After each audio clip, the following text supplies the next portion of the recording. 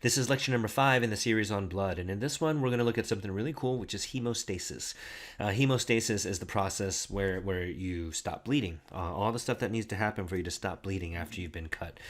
And so there's 5 steps to this process, and that is vascular spasm, platelet plug formation, coagulation, clot retraction, and thrombolysis. And I know it sounds like a mouthful. I mean, each of those steps seems like it might be potentially convoluted. And actually, the reality is blood clotting is super duper complex, but we're going to simplify it for our purposes so that we have a basic understanding of all the things that go on.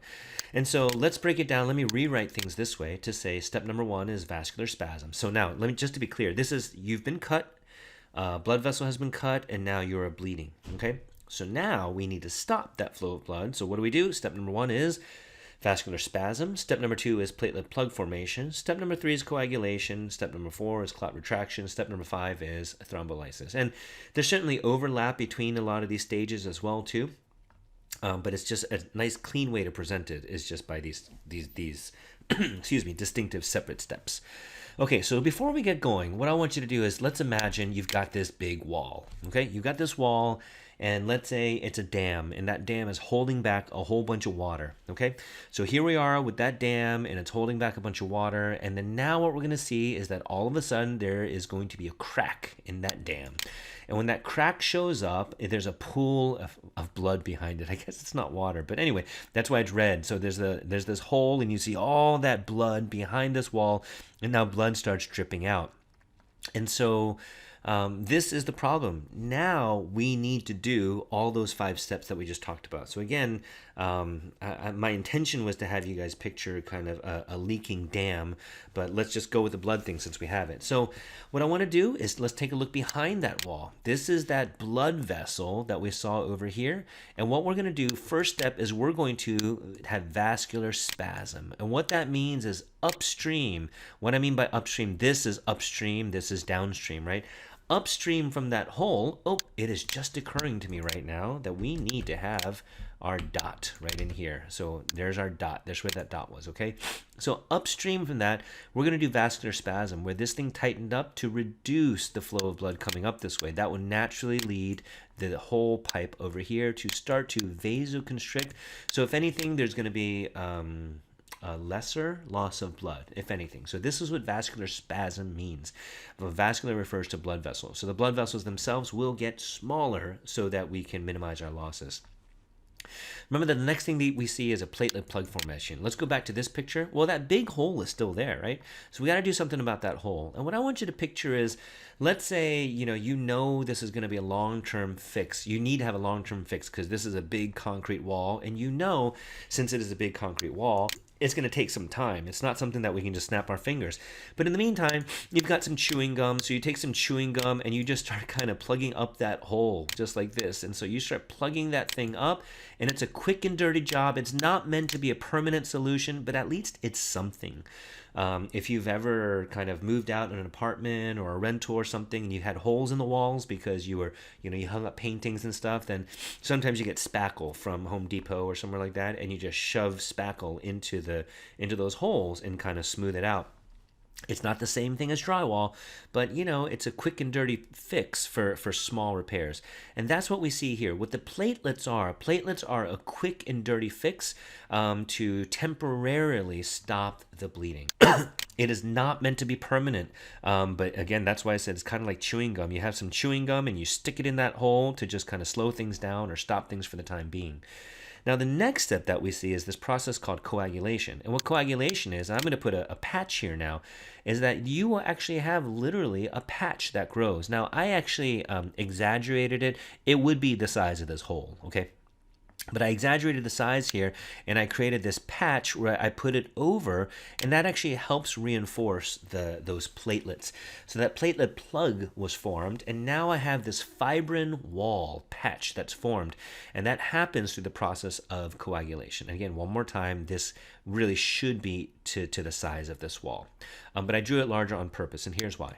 The next step, remember, after we have, so here's where we are. We did vascular spasm, we did the platelet plug, which was the quick and dirty fix with chewing gum, and then we had the coagulation process where we put in this fibrin patch. The next thing that we see is that fibrin patch is going to actually start to retract. And so these yellow arrows are indicating that it got smaller. See how it was big here and then it got smaller, right? One more time. There's the original fibrin patch and now it got smaller. Well, why do we do that? The reason we do that is because the size of that circle, let's say that circle was 1 inch in diameter before, that circle now gets smaller. We bring the cut edges closer and closer together when we retract this thing. So this is clot retraction.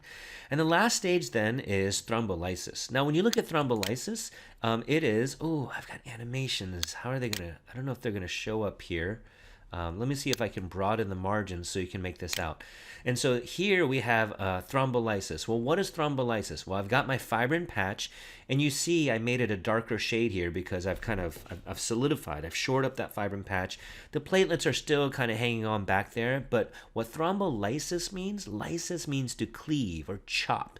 What I'm going to do is all that fine work that I just did, I'm going to undo it now. Now, here's why. The reason I'm going to undo it is that what is the long-term fix here? The long-term fix is not to patch it. That is patching it is like, okay, instead of putting spackle within that drywall hole, you've now covered it up with like a piece of plywood or something like that. And that's a much more long-term type of fix. It's still not permanent though, but it can hold up a lot better than that spackle would. And so what we're going to do now, we're going to snap our fingers, and magically this stuff is going to dissolve away. And when it dissolves away, what we're going to start to see behind there, behind all that stuff that we're looking at, we're going to see that it is a repaired wall. Is my there's the animation. Behind there now is the repaired wall. And the repaired wall, because why? Well, remember that the blood vessel itself was made up of cells which are undergoing mitosis, etc. And now I have magically sealed up that wall good as new. No more spackle, no more fibrin. Okay? So that then is the big picture. So that's the big picture of what we're looking at. Let me go ahead and move our margins of the video back. Oh, darn. Let me see if I can get those to move. So now that you have the big idea or the big picture, let's kind of put more scientific lens on it. Let's take a closer look. Step number 1 is hemostasis. I already talked about what hemostasis is. You see this spasm of the smooth muscle within that blood vessel. I'm making these blood vessels smaller so I reduce the amount of flow coming out. So look at all this blood leaking out into the extracellular fluid. Sorry, I should start from left to right. There's the cut. Blood is spilling out. When I do vascular spasm, I'm going to reduce how much blood loss I have. See a decrease in blood flow and blood loss. The next thing is the platelet plug formation. And who does that? It's the thrombocytes, the platelets, right? So what we're going to see here, and this is where we have to do a little bit more detail. When you cut open that blood vessel, what we're going to see is that we're going to see exposed collagen fibers. We're also going to start to see this von Willebrand factor, this VWF. What is von Willebrand factor? Well, what that does, it actually turns on platelets. It actually gets the platelets activated. Well, that's not the only thing. Actually, when the platelets themselves meet the collagen fibers that are exposed, that also turns on the platelets. I mean, so the two are working together. And then from there, the weird thing is these platelets that are already turned on, that are already activated, they release more stuff, more chemicals to call over even more platelets. So you see here, activated platelets release the contents of their granules. This is one of the famous examples of a positive feedback loop that we see where the activation of a few platelets leads to the activation of a greater number of platelets, which leads to the activation of even a greater number of platelets. So what we've just done here, you see that we've patched that hole. Remember the chewing gum example? These platelets then are the chewing gum that are doing that quick and dirty fix. Look, even just looking at it right here, you can see that there's no way I can let this stay like this for the rest of my life, right? There's just no way this is a sustainable solution, but it is a good solution for a temporary situation. Now, remember that platelets are born in the process called thrombopoiesis. You know this stuff already. Platelets are derived from these things called megakaryocytes. So again, we formed that platelet plug. Here's another slide showing it to you. Pretty much the same thing that I just showed you. The collagen fibers are exposed, von Willebrand factor is released, and that leads to this positive feedback loop that's going to attract more and more platelets into this so-called platelet plug. Okay, so the question then is, well, why don't platelets stick to each other before they're activated? In other words, platelets themselves are not sticky. Like, you know how chewing gum is not sticky. But then how do you activate chewing gum to make it sticky? You put it in your mouth, right? You chew it and add saliva, and all of a sudden now it's a big hot mess. Meaning if you took dried chewing gum, I don't mean dried used, but dried brand new, and stuck it, rubbed it on your hair, it's probably not going to stick. But if you chew on it and activate it, make it sticky, and now spit it out and stick it in your hair, now, you're in for it. You got some work to do because it's going to stick all over your hair. And so similarly with platelets themselves, platelets are always running through the blood vessels, but platelets are not sticky unless they get activated. And there's various reasons for that. Just the design of them are not sticky. There's a constant production of something called prostacyclin. It's produced by endothelial cells, which are just the names of the cells that line the blood vessels. And that also keeps them nice and smooth. And so what ends up happening is that when you have this injury, it's the exposed collagen and that von Willebrand factor. That's going to be the thing that activates platelets again, making them sticky. Okay. There's another slide here. There's actually no new information here. You feel free to pause the video or take a look at the PowerPoint more closely if you want to, but there's really no new information. There is stuff, ADP, serotonin, histamine, prostaglandin, etc. These are not things, at least for my students, I wrote here on the slide, you do not have to memorize specific details and names in blue on this slide anyway, okay? But it's there if you want to take a look. All right, what's the next step? The next step is this thing called the coagulation cascade. So just to kind of get our bearings, where are we? Let's find that original slide. We looked at vascular spasm. We looked at the platelet plug formation. We are now at coagulation. What was the equivalent here? Coagulation was this one. Remember this fibrin patch? There's my platelet plug, and now this is where the coagulation thing is going to happen. Now, coagulation is very, very complicated, and again, we are going to simplify it. What ends up happening is that you've got a whole bunch of proteins and different factors floating around inside your blood, and what we'll see is that it's kind of a domino-like effect. And it's hard to make out in this slide, but let me go to another slide. This is showing the same thing. The domino effect looks something like this. There's this chemical called factor 12, and when it gets turned on, it turns into factor 12A, which then turns into factor 11, which gets turned into factor 11A, so on and so forth. We see all these things down the line. And so it's not important for my students to learn, the precise different factors that are activated and the sequence in which they're activated. But what I want you to see is that these are different chemicals that we have in the floating in the blood, and we see this kind of domino effect of activation that occurs. Well, what is at the tail end of those dominoes? What is the very last domino to fall? It is the production of this thing called Pro-Thrombin Activator. You see that thing right there? So this is at the very tail end of this chain of dominoes called Pro-Thrombin Activator. Now, what actually happens, there's actually two lines of dominoes. If you can picture one line of dominoes here and another line of dominoes right over here. But they both converge to produce this thing called Pro-Thrombin Activator. Now, one of these domino lines is called the Intrinsic Pathway, and the other domino line is called the Extrinsic Pathway. Now, for our purposes, what's the difference between the Intrinsic Pathway and Extrinsic Pathway? I mean, they're just different domino lines that converge to form this guy. It's just that, what is the stimulus that kicks off that first domino? Okay, so in the intrinsic pathway, it is a particular stimulus. What?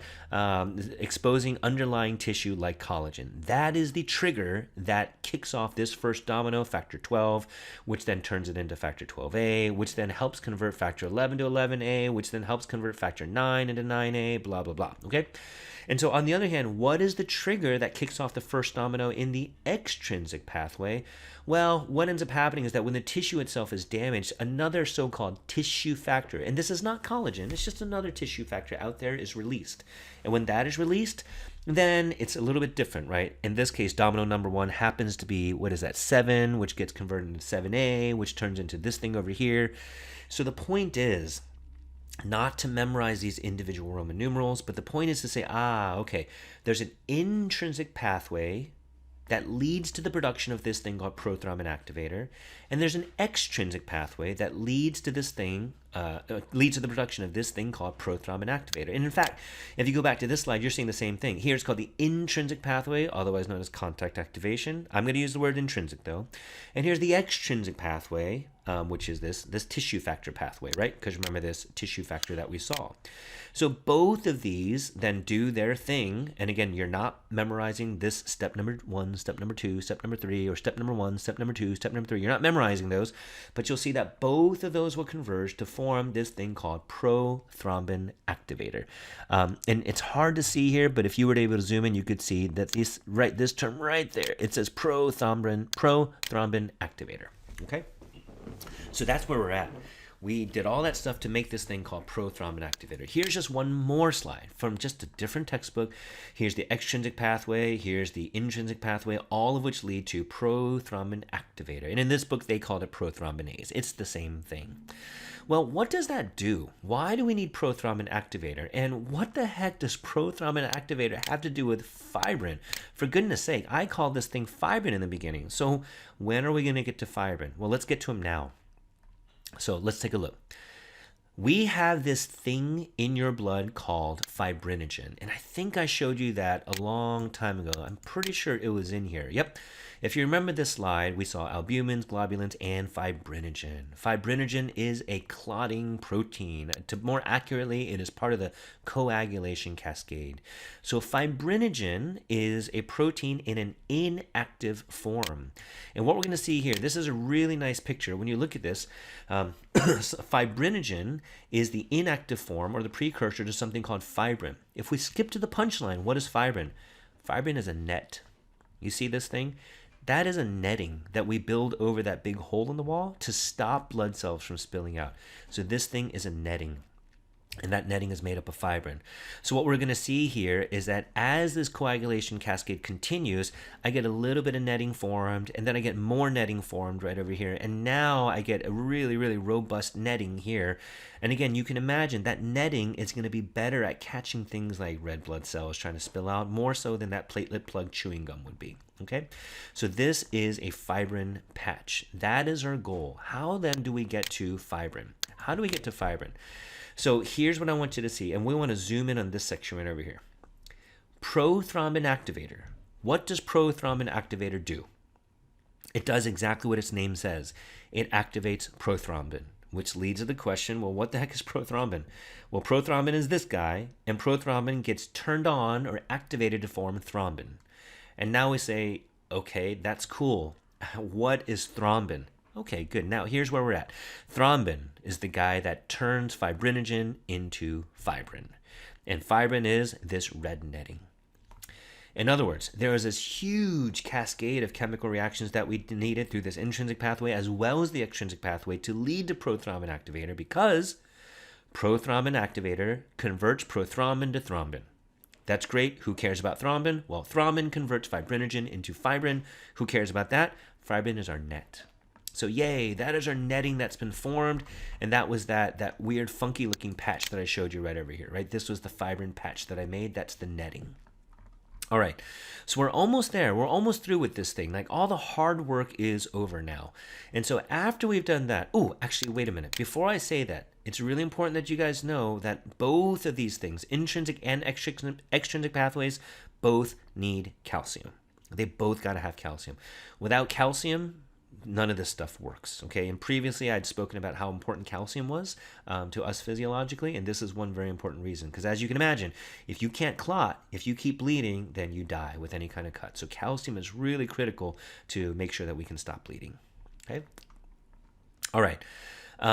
If you care, and I don't need you to care personally, but maybe you care on your own, or you're taking a class with somebody else who cares about these things, here are these famous clotting factors, right? And so there's a bunch of different names over here. Calcium, well, there's calcium ion, labile factor, stable factor, anti-hemophilic factor. And again, you're not memorizing any of these, but if you care to take a little bit of a deeper dive, then you can spend some time with this table. Okay, so what's next? Well, what's next is clot retraction. This is pretty straightforward. We're going to go back to this image. What we have now here is that we have the platelets and kind of interblended together with this fibrin meshwork. And what we're going to see then is that there's actually actin and myosin built in here, and these things will contract. And when it does that, it actually, the wound edges, as it says here, are brought closer together, and then you kind of wringing out the sponge of anything that's been stuck in there, like squeezing water out of a wet rag. Okay, so we're doing this so that we can approximate these two edges. Because what needs to happen? See these endothelial cells that I'm hovering? That endothelial cell, that endothelial cells. We're going to need to see a whole bunch of mitosis occur so we can actually seal up this wound for good, the way it's supposed to be healed up. So that's why we need clot retraction. The last step then is to say, okay, presumably there's a bunch of mitotic activity, there's healing activity, rebuilding of collagen in the underlying connective tissue, etc. And so now we can just destroy this big hot mess because, again, we can't leave this in here forever. That big mesh of things, we can't leave it. And so we're going to blow it up through this process called thrombolysis. Who does that? Well, we have these things. We have the endothelial cells, or these cells. They release something called TPA, which is Tissue Plasminogen Activator. And what do? Well, Tissue Plasminogen Activator does exactly what the name says. It's going to activate plasminogen. Again, that doesn't help us yet, because now we say, okay, TPA activates plasminogen. What the heck does plasminogen do? Well, the activated form of plasminogen is plasmin. And what plasmin is, it's a digestive enzyme that breaks apart all these things that we spent all that time to build. Now, obviously, we don't want to digest this thing too early. The assumption here is that there's appropriate wound healing happening underneath, which then will coincide with our effective kind of dissolving of this big clump. All right, so plasmin degrades fibrin and the clot dissolves, and now we're good. So plasmin, another way to think of it, it's actually this built-in auto-destruct. So as the vessel wall itself is being repaired, tissue plasminogen activator is released. TPA then converts plasminogen to plasmin. But again, like I said, the timing kind of matters. We have plasminogen built into that fibrin clot already, and it just gets turned on and activated later so it can chew things up. Okay, so in other words, we build that clot with a plan to degrade that very same clot. So this is kind of a nice picture that kind of summarizes everything for us. All right. The last slide here then is overview of hemostasis and tissue repair. There's not a lot of new stuff here, so take some time, pause the video, pull up the PowerPoint slide, and walk this through on your own. I'm not going to take the time to walk through it because I just spent the past 20 minutes walking through this process. But definitely, it's a nice little slide here. So pause the video and make sure you understand what's happening here. All right. To review, we talked about vascular spasm, why we need that, what is the platelet plug, why do we need von Willebrand factor. We looked at the intrinsic extrinsic pathway and recognized that they both heavily depend on calcium. We know that fibrin is the activated version of fibrin, and that is the mesh, the network that we want. And we know that thrombin is the guy that's going to actually do that converting. We recognize why we need clot retraction to bring the edges of the wound closer together. And finally, how we blow the whole thing up, assuming that there's been appropriate tissue repair underneath. And that'll wrap it up for Lecture 5.